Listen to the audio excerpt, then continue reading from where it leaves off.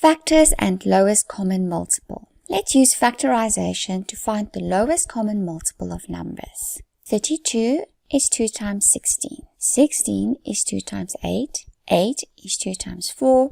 And 2 is 2 times 2. We have prime factorized 32. Let's do the same for 48. Do you see that 48 is then 2 times 2 times 2 times 2 times 3? Let's do the same for 84. 84 will be 2 times 42, 2 times 21, and then 3 times 7. So now that we've got the prime factors, we can use the prime factors to find the lowest common multiple. Remember, a multiple is a big number. It must be a multiple of 32, 48, and 84. So if we look at the prime factors, we will first find all the common factors. So the 2 and the 2.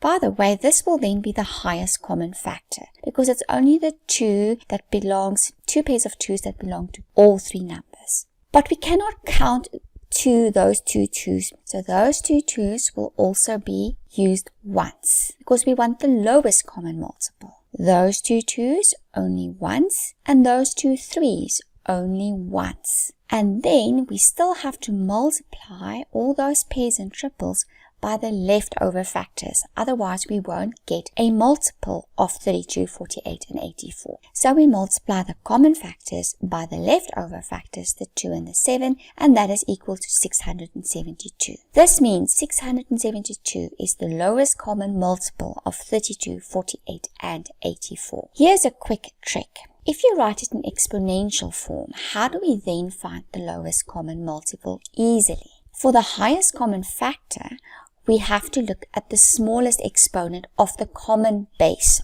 of the common power. And the common power is 2 to the power of 2. Do you notice it's the smallest exponent? So that's why the highest common factor of 32, 48, and 84 will be 4. However, if you look for the lowest common multiple, you have to look at the highest or the biggest exponent of all the bases of all the powers. So for 2 to the power of, we have to choose 2 to the power of 5. Then there's just a 3, so we'll use 3 to the power of 1 or just 3. And then there's just a 7. So therefore it's 2 to the power of 5 times 3 times 7. How super cool is that? It is much easier to use prime factors to find the lowest common multiple than to use actual multiples of the three numbers.